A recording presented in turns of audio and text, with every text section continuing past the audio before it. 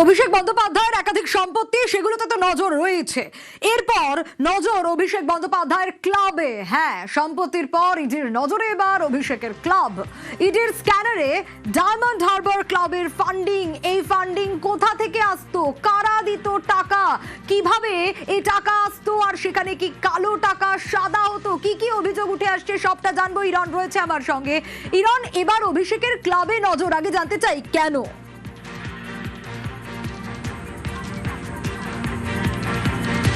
দেখো, Abhishek Bandyopadhyay football club গড়েছিলেন বছর খানেক আগে, ডায়মন্ড হারবার এফসি। প্রাথমিকভাবে বলা হয়েছিল এই ক্লাবটি ডায়মন্ড হারবার ফুটবলারদের, যারা ওই অঞ্চলের ফুটবলার, ডায়মন্ড হারবার যেহেতু অভিষেক বন্দ্যোপাধ্যায়ের এমপি আসন লোকসভা সিট, সেখানকার প্লেয়ারদের তুলে ধরা হবে। যদিও প্রথম দিকে এটা বলা হলো, পরবর্তী সময় দেখা যায় যে সরাসরি আইএফ এর প্রথম ডিভিশনে 15 লক্ষ টাকা দিয়ে টিমটি রেজিস্ট্রেশন করেন। এটা আইএফ এর তৎকালীন নিয়ম ছিল, কারণ আইএফ এ কর্তারা আজকে এসে বলছেন তারা বুঝতে পারেননি নেতা মন্ত্রীরা একের পর এক ক্লাব নিয়ে নেবেন। বর্তমানে সেই নিয়ম হয়ে গেছে 1 কোটি টাকা। যাই হোক, যে গল্পে আমরা যে ঘটনায় ফিরে আসি সেটা হচ্ছে যে অভিষেক বন্দ্যোপাধ্যায় ডায়মন্ড হারবার ক্লাব নিলেন। নেওয়ার পর থেকে তিনি ক্লাব চালাতে শুরু করলেন প্রথম থেকেই। যেটা অতীতে না বললেও আজকে আইএফএ বলছে যে ডায়মন্ড হারবারকে যাতে শুরুতেই বেটার সুযোগ দেওয়া যায়, সেই জন্য তৎকালীন ক্রীড়ামন্ত্রী অরূপ বিশ্বাস আইএফএ সেক্রেটারিকে বলেছিলেন ওপর লিগের প্রিমিয়ারের এ এবং বি গ্রুপকে মিলিয়ে দাও, অর্থাৎ দুটো গ্রুপকে এক করে দিয়ে ডায়মন্ড হারবারকে সরাসরি যাতে বেশি লেট করতে না হয়, ফার্স্ট ডিভিশন চ্যাম্পিয়ন হয়ে যাতে ইস্টবেঙ্গল মোহনবাগানের সঙ্গে খেলতে পারে, এবং সেটা করা হয়েছিল। পরবর্তী সময়ে যে অভিযোগ ইতিমধ্যেই রাজ্যের ক্রীড়ামন্ত্রী নিশীথ প্রামাণিক করেছেন নিউজ 18 বাংলা, যেটা তিনি তার প্রতিক্রিয়া দিয়েছেন, যে অভিযোগ কি সামনে এসছে, ডায়মন্ড হারবার ফুটবল ক্লাব একাধিক দিক থেকে আর্থিক তছরূপের অভিযোগ তার বিরুদ্ধে উঠেছে। প্রথমত, মাঠ দখল করে রাখা। কি মাঠ দখল করে রাখা? ডায়মন্ড হারবারের দল সল্টলেকে অনুশীলন করত, সল্টলেক বিধাননগর কমপ্লেক্সের যে মাঠ, সেই মাঠ ভাড়া নিত। যদিও তার বিনিময়ে কি কোনো ভাড়া দিত, এই নিয়ে সন্দেহ রয়েছে, এবং প্রাথমিকভাবে যা জানা যাচ্ছে হয়তো প্রপার যে ভাড়া সেটা দেওয়া হতো না। মাঠ পুরো ডায়মন্ড হারবারের ব্র্যান্ডিং করে রাখা হয়েছিল, মাঠ বন্ধ থাকতো, অর্থাৎ ওখানে একটা ফুটবল কোচিং ক্যাম্প চলতো। সেই বাচ্চা ফুটবলাররা মূল মাঠে খেলার সুযোগ পেতেন না, এবং অন্য যে কোনো সময় মাঠে প্রবেশ করাও যেত না। মাঠটা তালা চাবি থাকতো ডায়মন্ড হারবারের কাছে।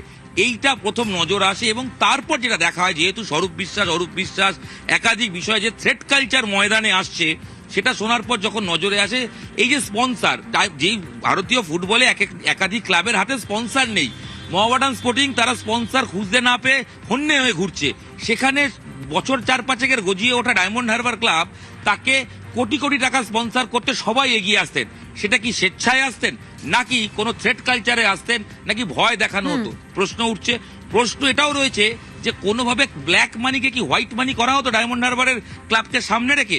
তাই উল্কার গতিতে উত্থান হওয়া ডায়মন্ড হারবার অভিষেক বন্দ্যোপাধ্যায়ের ক্লাব ইতিমধ্যেই স্ক্যানারে, এবং রাজ্যের ক্রীড়ামন্ত্রী নিশীথ প্রামাণিক বলছেন তিনি প্রয়োজনে ইডি তদন্ত করবেন, এবং তদন্ত তিনি করবেন কারণ একাধিক বেনিয়ম, আর্থিক তছরূপের অভিযোগ এবং মাঠ দখল করে রাখার অভিযোগ ডায়মন্ড হারবারের বিরুদ্ধে এসেছে। একেবারে ডায়মন্ড হারবারের উত্থান নিয়ে তদন্তের ইঙ্গিত রাজ্যের ক্রীড়ামন্ত্রী নিশীথ প্রামাণিকের।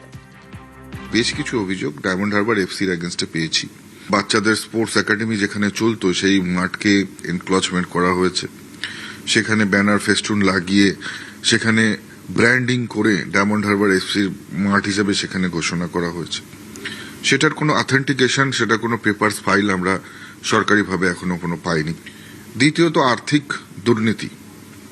এই বিপুল পরিমাণ আর্থিক সম্ভার কোথা থেকে এলো, স্পন্সরশিপরা কতটা তারা ফান্ডিং করছে, এবং প্রকৃত ফান্ডিং কোথা থেকে আসছে, আদৌ ফান্ডিং হচ্ছে কিনা, নাকি কালোকে সাদা করে দেখানোর প্রচেষ্টা। তদন্ত হবে, প্রয়োজন হলে আমরা চাইবো যে ইডি এর তদন্ত করুক।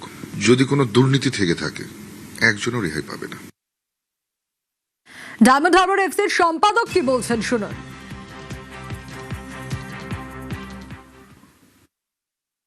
সরকার স্বচ্ছ ভাবে যেটাই তদন্ত স্বচ্ছতা থাকা উচিত সব ব্যাপারে, এটাও থাকা উচিত। প্লেয়ার রিক্রুটটা পুরোপুরি কথা মতোই প্লেয়ারদের নেওয়া হতো, কিন্তু পেমেন্ট কি করে হতো, কি হতো সেটা বলতে পারবো। তাহলে আপনার ভূমিকাটা ঠিক কি ছিল? কিছুই না, ওই একটা ক্লাবে থাকতে হয় না, একটা সেক্রেটারি থাকা উচিত, একটা কিরম ইয়ে থাকা উচিত, এক্সিকিউটিভ সেক্রেটারি থাকা উচিত, এইরকম বলতে পারো। আকাশ ব্যানার্জি সরকার আমাকে সেক্রেটারি হিসেবে আমি যতটা জানি ততটা নিশ্চয়ই বলবো।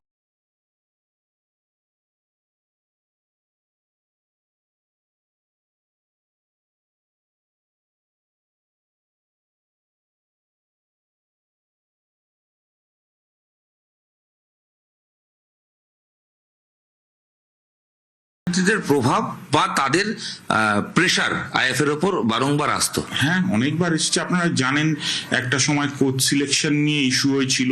এই মাঠটা ওরা নিজেদের প্র্যাকটিসের জন্য ব্যবহার করতো এবং আইএফএ কে খেলার জন্য মাঠটা দেওয়া হতো। ওরা নিয়েছে এটা বিধাননগর মিউনিসিপ্যালিটির থেকে। সেখানেও কিন্তু এটা in between club and Bidhannagar municipality. Sourav বিশ্বাস শুধু যে টলিউডকেই কালিমা লিপ্ত করেছে, টলিউডের স্বরূপটাই বেরিয়ে এসছে তা নয়। কলকাতা ময়দান, সেখানেও সৌরভ বিশ্বাসের দুর্নীতি রয়েছে। হ্যাঁ, রাজ্য গেমসের টাকা তছরূপের অভিযোগ তো রয়েছে। আর ঠিক কি কি অভিযোগ রয়েছে, ইরন রয়েছে আমার সঙ্গে। ইরন, তার মানে শুধুমাত্র টলিউডের মধ্যেই সীমাবদ্ধ নয়, মানে টলিউডের পরিবেশটাকেই দূষিত করেছে সৌরভ বিশ্বাস। শুধু তাই নয়, ময়দানেও ঢুকে পড়লো। কিভাবে? এখানেও কি দাদা অরূপ বিশ্বাসের হাত মাথার ওপর?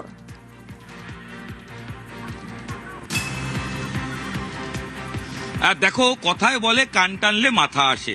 কিছুক্ষণ আগে তোমাকে ডায়মন্ড হারবারের বিরুদ্ধে ওঠা অভিযোগ নিয়ে কথা বলছিলাম। এবার এর সঙ্গেই কোথাও গিয়ে মিলে যাবে অরূপ বিশ্বাসের কীর্তিকলাপ। কেন? তার কারণ অরূপ বিশ্বাস তিনি প্রকৃতভাবে কোনো প্রাক্তন খেলোয়াড় নন, তিনি কোনো রাজনৈতিক পদে নেই, তিনি অরূপ বিশ্বাসের ভাই। তিনি টলিউডের সব দিকে মাথা হয়ে বসেছিলেন। ঠিক সেভাবে কলকাতা ময়দানে যেখানেই সুযোগ পেয়েছেন বসে পড়েছেন। আইএফএ, ভারতীয় ফুটবলের, বাংলা ফুটবলের সব মাদার বডি এবং ভারতের সবচেয়ে প্রাচীনতম সংস্থার তিনি ভাইস প্রেসিডেন্ট এখনো বর্তমানে রয়েছেন।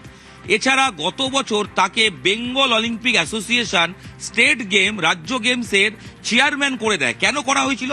কর্তারা বলছেন আসলে মন্ত্রীর ভাই, বেশি সুযোগ সুবিধা পাওয়া যাবে, আর্থিক অনুদান আসবে, তাই তাকে দায়িত্ব দেওয়া হয়। যদিও তারা এখন স্বীকার করছেন যে গেমসের ব্যাপারে কোনো আইডিয়াই স্বরূপ বিশ্বাসের ছিল না।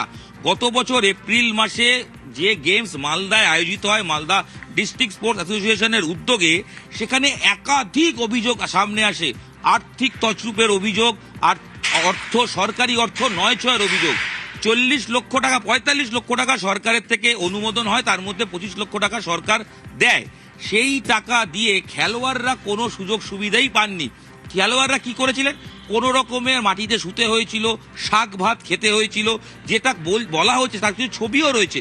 তৎকালীন কর্তা বা বর্তমানে ময়দানে পরিচিত মুখ নবাব ভট্টাচার্য, তিনি সেই সময় প্রতিবাদ করেছিলেন। তবে তিনি বলেছেন যে বেশি কথা বলার জন্য তাকে অরূপ বিশ্বাস বলেছিলেন, আজকাল তুই বেশি কথা বলছিস, মানে কার্যত থ্রেট দিয়েছিলেন স্বরূপের জন্য অরূপ বিশ্বাস। এবং স্বরূপ বিশ্বাস সেখানে আর্থিক তছরূপ করেছেন, খেলোয়াড়রা টাকা পাননি, প্রপার সুযোগ সুবিধা পাননি। শুধু কি তাই, বেঙ্গল ফুটবল একটা একাডেমি রয়েছে সরকারের, সেখান থেকে ফুটবলারদের জোর করে সুরুচি সংঘ ক্লাবে সই করিয়ে দেওয়া হতো। আইএফ এর ক্ষেত্রে দাদাগিরি চলতো। আইএফ এর বিরুদ্ধে একাধিক কেস এই স্বরূপ বিশ্বাসী করাতেন বলে অভিযোগ। একেবারে বিশ্বাস ব্রাদার্সদের একের পর এক দুর্নীতি করেছে, সেসব অভিযোগ এখন সামনে আসছে সরকার বদলাতেই। বেশ রন, খাওয়া দাওয়া জঘন্য ছিল। প্লেয়াররা আমার মানে থাকা খাওয়া চূড়ান্ত অবস্থা, বাথরুম নেই। আমাদের অফিসিয়ালরা গিয়েছিল, সব যার যার পয়সা খেয়েছে, নিজেদের পয়সা করে অনেক প্লেয়ারদের খাইয়েছে। অনেকবার বলা ছিল, বলো আমরা দেখছি করছি, এমন ভাবে প্রস্তাব এলো, সবাই পিঠ চাপড়ালো অরূপ বিশ্বাসের দারুণ হবে দারুণ হবে। তো হয়তো ভেবেছিল তারা যে অনেক তার দ্বারা মন্ত্রী অনেক সুযোগ সুবিধা পাওয়া যাবে, কিন্তু উল্টে আমাদের বিয়ের এখন বাইরে দেওয়ার অবস্থা নেই। এই অবস্থা এসে দাঁড়িয়েছে। যদি সরকার 25 লক্ষ টাকা না দেয়, বাকি টাকাটা